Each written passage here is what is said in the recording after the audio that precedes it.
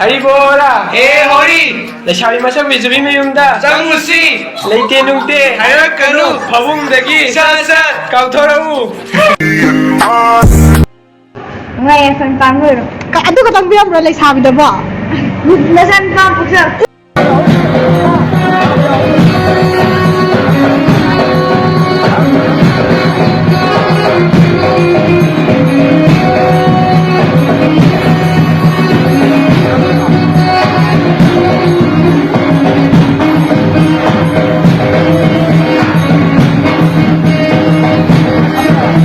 Online Manipuri YouTube channel sibing biriba mayam pumnamakpu amukka hanna taramna oksari aigi wajaraklaba imagi punsigi maramda kitang share tawjage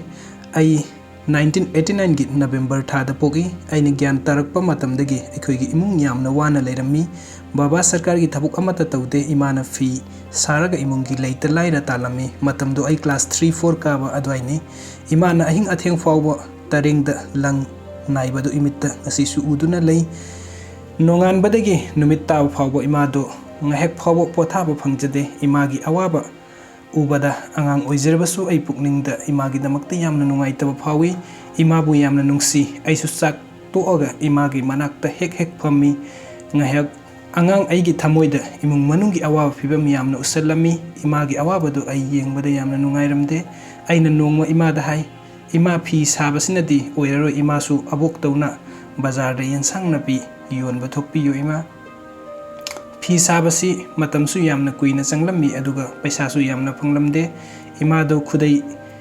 mompak phida kumba konda saraga bazar da hek hek yon ba chatlammi aina haibadagi ima su aduna faradra haiduna bazar da yansang napi yon bathokpa hauki aigi ima se sok thaba naide kalen gi yaklaba nungsa marak nongju tha gi nong marak amadi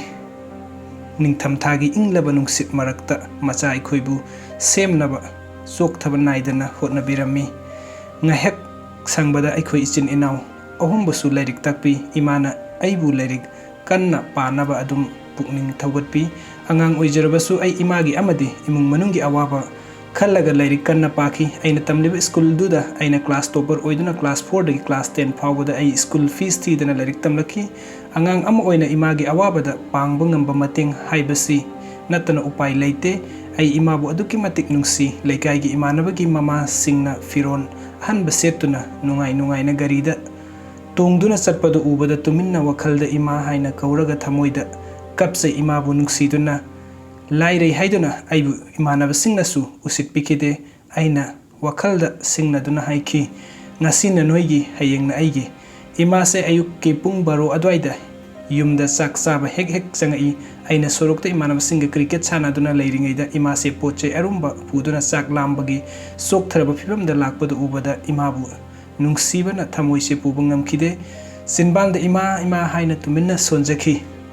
soroktuda adum mittagi pi tarakpasu yauki wajaraba imabu urubada ai class 10 pass tawraba matungda class 11 12 ti Harvard school da tamlaki class 12 pass tawraba matungda ai amadi ima baba gi su pamjaba oina medical line da satke khanki ai medical entrance ki coaching satki base kaya marumgi lyric ahenba satra singa complete tawnaba araiba natte yamna waki aikoi gi yum phibam yam sade aikoi lyric tofam room da jingkha na kupaga selling haptabai summer da lyric paba ngamde yamna sai adubu lyric pafamdi leitabanina ai humang oro sendaba makhai room da adum lyric pai upai leitabanina imana ingonda hek haibi imagi ibungo ichana nongma mi oirakpaduni imana ngaijarebase imagi sigi wahaisina aigidi thawna oijeki wajarba imagi hotna zamandi lemna manghalloi khanna ai lyric kanna pakhi aina nongma doctor oiraga ima babagi seba khutmakna tawjage khanki ai second attempt da BDS phangbadu withdraw tawraga amuk third attempt pibada MBBS seat funky rimsta ai tamba almost loislage wajaraklaba imana momon nuksaba ubada thamoise aduki matik penjai imagi seba tawba ngamdaure khallubada ai ngasidi yamna haraujaki wari asi aina aigi imagi punsibu nungsijabagi khitang share tawjabani aigi punsigi atop patangkak amagi wari nongma amuk haijarake wari sidi isana isa thagachaba manba matang yaurabadi ngakpigani aingonda adugumba wakal kem leijade video से यंगबिबगीदमक्ता ma'am पुनमफु अमुक हन्ना थागतचरी अनौब update अमदि नुंगसिरबा वारी कयागीदमक्ता channel असिबु नुंगसिबिदुना subscribe तौबिरमु thank you so much